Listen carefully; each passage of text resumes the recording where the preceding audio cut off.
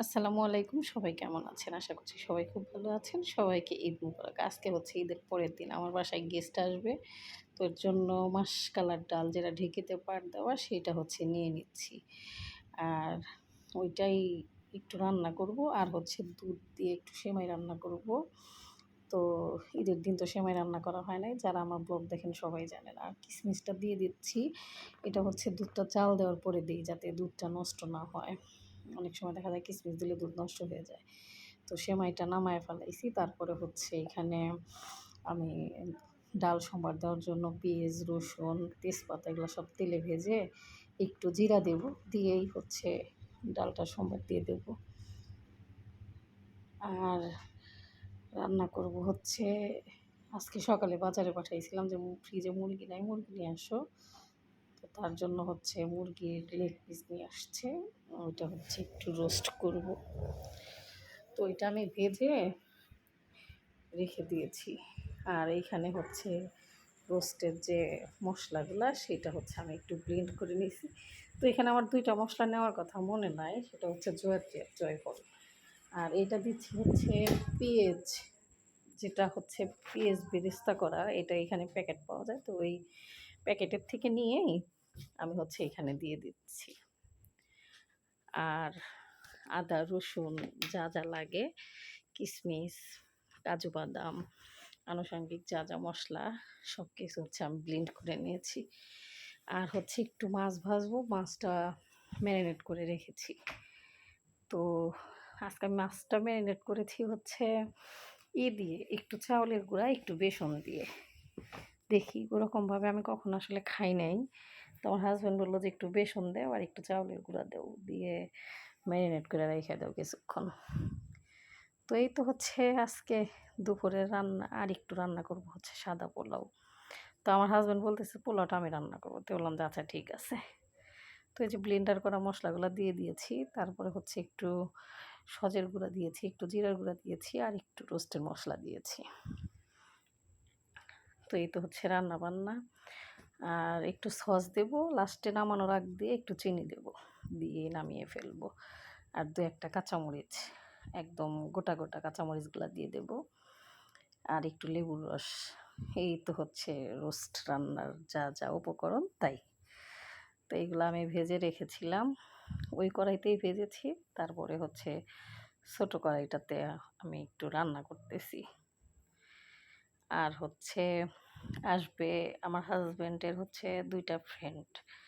একজনের নাম হচ্ছে শাকিল আর একজনের নামটা আমি জানি না। নামানোর আগ দিয়ে একটু দুধ দিয়ে দিলাম। আর এই যে সসটা হচ্ছে দিয়ে দিচ্ছি। মানে একটু দুধ না দিলে মনে হয় না যে একটু সাদা, সাদা হইল। তো এর কারণে হচ্ছে একটু দুধ দিয়ে দিলাম। আর শাকিল ভাইয়ের বাসা হচ্ছে বগুড়া। উনার কাছে উনার আগে যে বাসা ছিল, উনি যেখানে থাকে এখন, সরি আগে না, উনি যেখানে থাকে এখন যে বাসা, ওইখানে আমার হাজব্যান্ড অনেক দিন ছিল। প্রায় মনে হয় বছর ২ এর মতো একই বাসায় ২ জন থাকতো। তো ওই বাসার থেকে তো তারপরে আসছে এইখানে। এইখানে আবার তার কাজ হইলো দেখে আশেপাশেই থাকতো। পরে আবার আমি আসার আগে হচ্ছে একদম কাজের যে সাইট, এই সাইটে আবার রুম নেওয়া হয়েছে। এটা তো বোধহয় আপনাদেরকে এর আগের কয়েকটা ভিডিওতে বলেইছি। তো এই তো আজকের রান্না-বান্না।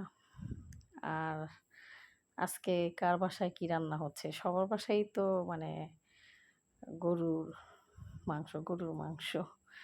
গরুর মাংস ছাড়া তো কোনো ওয়ে নাই। কারণ আজকে মাত্র ঈদের পরের দিন।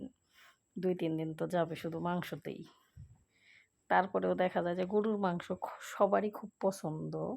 সবারই ভালো লাগে খেতে। কিন্তু হয় কি, ওই ২-৩ বার খাইলে আর খাইতে ইচ্ছা করে না। তো এই তো আমি নামানোর আগ দিয়ে হচ্ছে একটু চিনি দিয়ে দিচ্ছি যাতে একটু মিষ্টি, মিষ্টি লাগে। কারণ এখানে সস দিয়েছি, তারপরে হচ্ছে একটু লেবুর রস দিয়েছি। একটু টক লাগতে পারে। এর জন্য হচ্ছে রোস্টটা নামানোর আগ দিয়ে আমি একটু দিয়ে দেই, চিনি দিয়ে দেই। আর ওইখানে হচ্ছে যে মাছটা ভাজবো তার আগে হচ্ছে করে নিয়েছি। আমার হাজব্যান্ডই পিসটা কেটে দিয়েছে। তারপরে হচ্ছে উনি পেঁয়াজের বেরেস্তাটা বানাচ্ছে ওইটা হচ্ছে পোলার উপর দিয়ে দেবে। আর প্যাকেটের যে বেরেস্তা ওইটা হচ্ছে ওই পোলার সম্বার দিতে দিয়েছে। আমি আবার কি করেছি কয়েকটা পেঁয়াজ বেরেস্তা বললাম যে তাহলে একটু পোলার মধ্যে দিয়ে দাও। পরে বললো যে আচ্ছা ঠিক আছে দাও। তো আজকের পোলাওটা উনিই রান্না করছে। ওনার রান্না বরাবরই ভালো।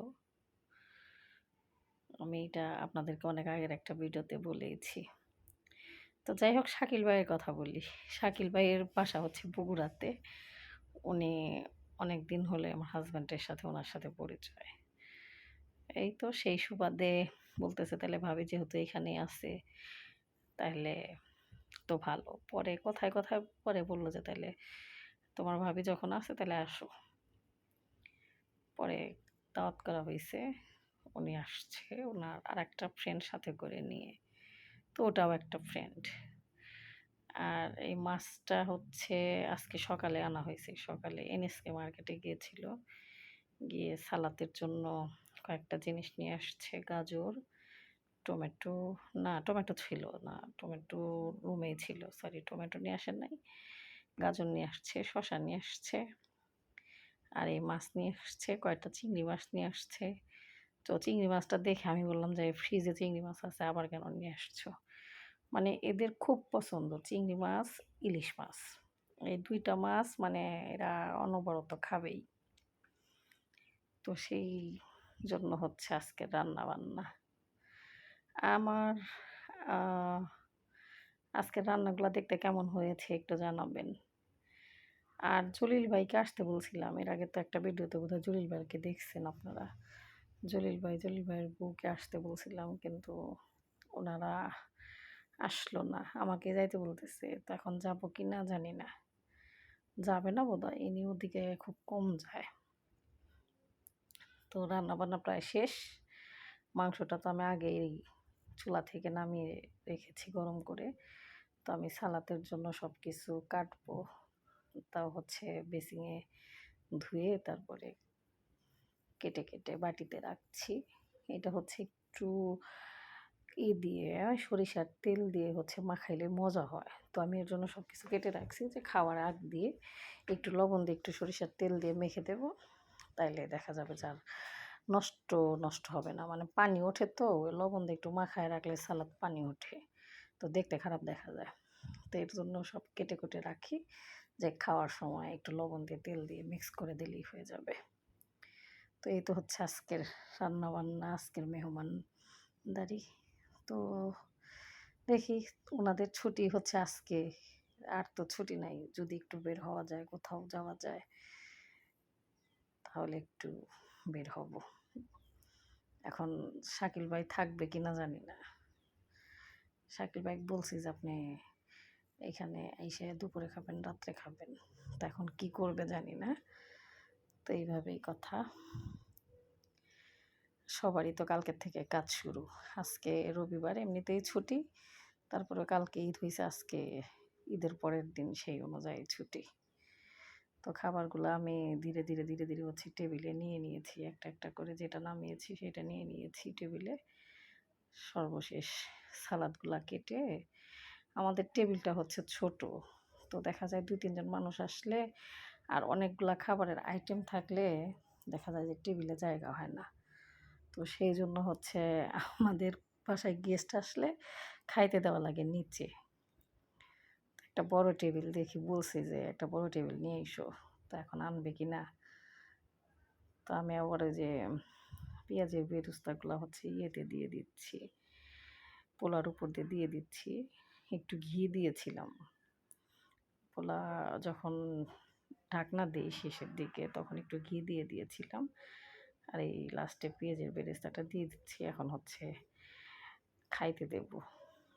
বাজেও তো অনেকটাই বেলা হইছে। দুপুর হয়ে গেছে। তো আজকে হচ্ছে শরীফের কাজ আছে। শরীফে বলছি যে তুমি যদি দুপুরে আসো তা আসতে পারো আর যদি না আসো কারণ দেখা যায় যে এখন রবিবার ঈদের পরের দিন রাস্তাঘাটে ঝামেলা হয়। তো এর জন্য বলছি যে যদি আসো তা আইসো আর না আসলে থাক দরকার নাই। রিস্ক নিয়ে আসার প্রয়োজন নাই। ওই তোমার ভাই নিয়ে খাবার দিয়ে আসবনে। পরে ওর ভাই বলল যে আমি ফোন দিছি ও আসবনে না ওর খাবারটা প্যাকেট করো। পরে হচ্ছে ওর খাবারটা দিয়ে দিছি। আর এই তো হচ্ছে আজকে আমাদের দুপুরের খাবার। তো যাই হোক, দেখতে কেমন হয়েছে, আমার ব্লগটা কেমন লাগলো সেটা অবশ্যই জানাবেন। যদি ভালো লাগে একটা লাইক, কমেন্ট, শেয়ার করবেন। আর আজকে তাহলে ভিডিওটা এই পর্যন্তই থাক। দেখা হচ্ছে আগামী একটা ভিডিওতে। সে পর্যন্ত সবাই ভালো থাকেন, সুস্থ থাকেন। সবাই খুব সাবধানে থাকবেন, ঠিক আছে? আর এই যে হচ্ছে ফাইনালি শাকিল ভাই, আর এই যে এটা হচ্ছে শাকিল ভাইয়ের সেই আরেকটা ফ্রেন্ড। ঠিক আছে, সবাই ভালো থাকেন। আল্লাহ হাফেজ। আসসালামু আলাইকুম।